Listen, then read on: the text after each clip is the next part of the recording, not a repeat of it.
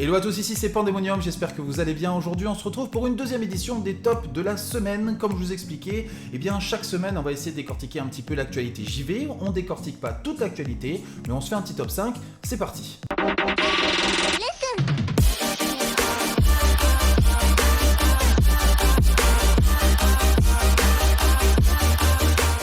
Et cette première info concerne le prochain Call of Duty. Il y a quelques temps de ça, le Battle.net aurait laissé fuiter un nom de code pour le prochain opus de chez Activision, Splitstream, mais cette fois-ci, c'est au tour du PlayStation Store de faire à peu près la même boulette, en nous laissant le même nom, mais également en nous donnant peut-être que quelques petites infos sur la prochaine alpha. Ce sont les leakers de chez PlayStation Game Size qui nous confirment qu'il y a un jeu dans la base de données de chez Sony avec une version initiale avoisinant à peu près les 29 Go, avec une première mise à jour de 25 Go. Alors calmez-vous, je vous vois venir, ça ne veut pas dire que cette alpha sera disponible pour le grand public, les développeurs devraient l'utiliser pour des tests en interne. Sachez que le poids qu'on nous a communiqué concerne uniquement la version PS4, la version PS5 devrait bien évidemment être plus lourde, mais j'imagine qu'on en saura plus d'ici la fin d'année. Si EA ne travaillait pas sur un Dead Space 4, mais sur un remake du premier opus. On le sait maintenant, un prochain Dead Space est en préparation, cela dit rien n'est confirmé sur la direction que ce dernier prendra réellement. Comme toujours, les rumeurs se portent bien, et dans notre cas, le nouveau projet devrait fortement s'inspirer du travail de Capcom, notamment sur la licence Resident Evil.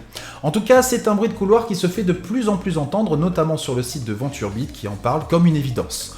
Pour rappel, le jeu est sorti en 2008 et ce fut une excellente surprise pour les fans de Survival Horror. Malheureusement, la licence a perdu un petit peu de son éclat avec les prochains titres qui se sont beaucoup plus concentrés sur l'action que sur le côté angoisse. Mais avec le travail récent des remakes de Resident Evil, l'équipe de EA Motive a l'air de vouloir faire table rase du passé et reprendre la licence à la source. Le site GameBeat en parle également en ces termes. À l'instar d'un Resident Evil 2 Remake, attendez-vous à ce que le prochain Dead Space utilise le jeu original comme base solide. Cependant, il devrait comporter des graphismes actuels et apportera de nouvelles dynamiques de gameplay inspirées des autres épisodes de la franchise. Les amis, il va falloir s'armer de patience pour avoir des infos beaucoup plus officielles, mais sur le papier, la promesse donne très envie et devrait donner un second souffle à une licence au fort potentiel. On revient sur un jeu qui fait parler de lui depuis quelques temps et qu'on a eu plaisir à retrouver lors de l'E3 2021. Vous pouvez d'ailleurs retrouver le résumé de l'Ubisoft Forward sur la chaîne. Far Cry 6 compte bien apporter un peu de neuf à la licence, notamment avec un aspect narratif autour du personnage. Pour vous faire un bref résumé, le jeu se déroule sur l'île de Yara, très inspiré de Cuba, dominé par Anton Castillo. Comme le veut la tradition, le FPS nous offrira un arsenal aussi fou qu'efficace, notamment avec un lance-CD sur fond de Macarena. En plus des cutscenes mettant en avant le personnage à la troisième personne, aujourd'hui débarquent des informations sur les vêtements qui influeraient sur les combats. C'est le dernier numéro du magazine Play qui nous apprend que la tenue du personnage pourrait améliorer l'efficacité des armes, augmenter la furtivité ou encore renforcer notre défense, des bonus in-game qui nous permettraient de personnaliser nos combats avec telle ou telle arme.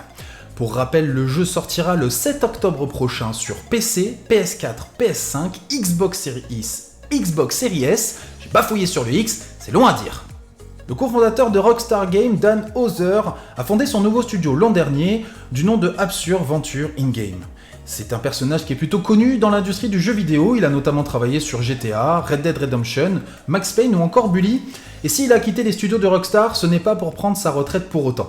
On apprend donc que le 23 juin dernier, il lance son nouveau studio au Royaume-Uni, classé comme développeur de logiciels de loisirs et de divertissement interactif prêt à l'emploi. Houser est notamment répertorié en tant que producteur et directeur créatif. Il est à noter que Sam, son frère et également cofondateur de Rockstar Games, dirige toujours l'éditeur de GTA. Dan, lui, dirige son studio. Affaire à suivre. Pour cette dernière information, je change un petit peu mon format puisque Techland a publié un nouveau trailer pour Dying Light 2 Stay Human, montrant du gameplay. Et il faut dire que le développeur en a fait du chemin depuis Dead Island pour nous proposer toute une variété de zombies et autres infectés dans ses jeux. Le trailer nous montre donc notre personnage devant traverser un hôpital GRE totalement abandonné. Totalement, je ne pense pas. Il est envahi par différents zombies. On y découvre du coup de nouveaux zombies, mais également les phases discrètes pour éviter les infectés, ou bien les phases de parcours où nous devrons courir et sauter afin de ne pas approcher de trop près les hordes. Il y aurait tellement à dire sur le gameplay de ce jeu tant le premier nous offrait une liberté totale de mouvement. Mais mieux que des paroles, je vous laisse avec la suite de ce trailer.